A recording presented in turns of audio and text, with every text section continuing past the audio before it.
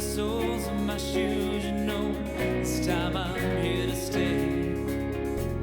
When were you in Iraq and when were you in Afghanistan? I was in Iraq at the end of 2009, 2010 on the Afghan side.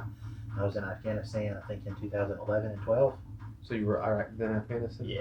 Yeah. From what I've heard, you know, Iraq was bad, but they kind of. It was bad, and like when the surge happened, right after when we first went over there, it was pretty bad over there. A lot of the guys that I was in service with would tell stories about it, and it was much worse than when I went over there.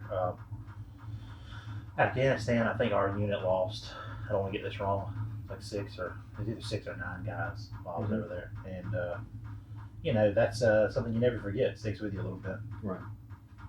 But, you know, I appreciate what you guys are doing in this situation. It's a really good idea. I'm honored to be the first one to do it with you. Which, you know, we're friends, like I say. Since you've never been hunting before, what's going to determine this to be a successful hunt in your eyes? Just that I learned something. I'd like to be able to do this on my own, too. You know, it's gonna be a good time hanging out with my friends. It's always a win. Went right back again.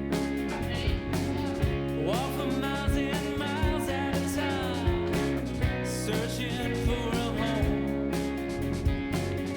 Think I finally found it now. No longer will I roam. What a great experience it is, like being out there in the woods and waking up with nature. Like as the sun comes up, you can start to hear everything coming alive. It's a magical time, and it's really unique. Like I've never really experienced anything like that. First thing this morning, I mean, right at daybreak, right at first light, you know, I hear something coming in from behind us. It stared at us for a good 5 minutes and then just blew at us and took off.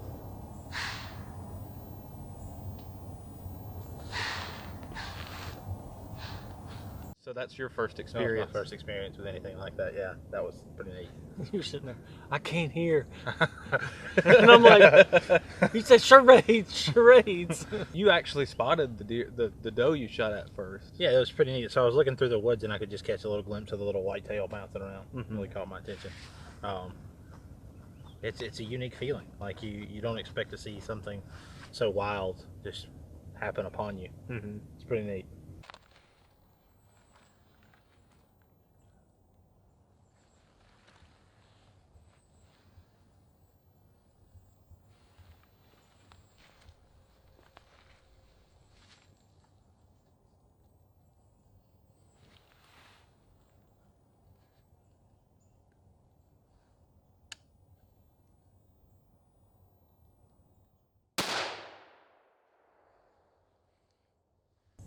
It was funny, like our hearts were just I know all three of our hearts were racing because like as we kept talking, it was just like just steam, Carbon dioxide, constant, because we were just like, you know, jacked up about it. And then, you know, we hopped out of the stand and lo and behold, Happened upon it. we didn't see anything. There was no blood. There was no.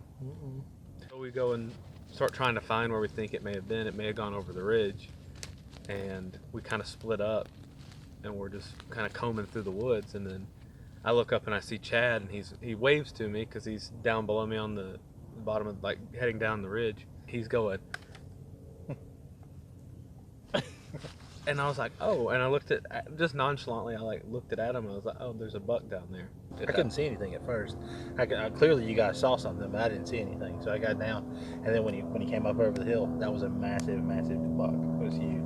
Yeah. So when we're sitting there and it comes up, it's just like sitting right in front of me. And I guess I like made a noise or something because he like looks over at me, and I'm just like pointing at him to Jake, and I'm like, and he sees me, so I'm just like, and I'm trying not to breathe, just let it see my, you know, breath and all because it's really cold, and I'm just like, and then I guess Jake, you made a noise or something. I started calling. And he moved up and behind a tree, and I'm like, so like we corralled up and we were just like, oh, that was so awesome, you know. Which is funny because literally 5 minutes before we're like down in the dumps because we thought that we'd miss the opportunity. Miss the shot.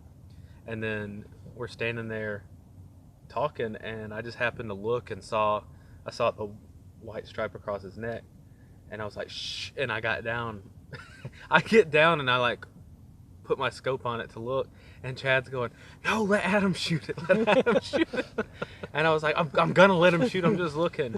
He's coming up through there, and I'm like, yell at him.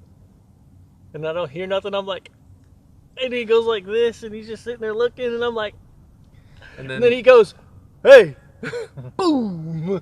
like it was almost like I told Chad earlier. I was like, it was just fate. Like It was definitely. We got like a couple chances at it, and I don't think the video, even if you had gotten video, would have captured the actual moment because it's really a unique experience. Yeah. So you had mentioned that your dad hunted. He was an avid outdoorsman. Yes. And you called him. What did he say? He was very proud of me. He asked me first if we were going to take care of it and process it ourselves, and then he told me, "Mom still remembers how to cook deer meat today." Yeah, she knows how She to said to eat. eat it too. It's such a unique thing to be out in the woods alone and watch the world wake up, and then the thrill of actually seeing a deer and shooting it. I would definitely take my kids if they show the inclination to want to go.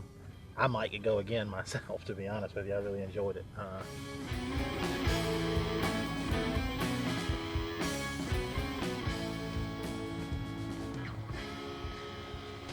I'm really glad that everything worked out the way better than we had hoped it would turn out.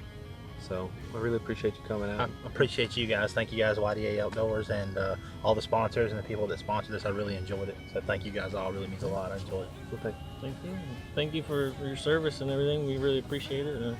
We know it's hard going over there and coming back and everything, but a lot of us, don't say it every day, but we do appreciate it. Way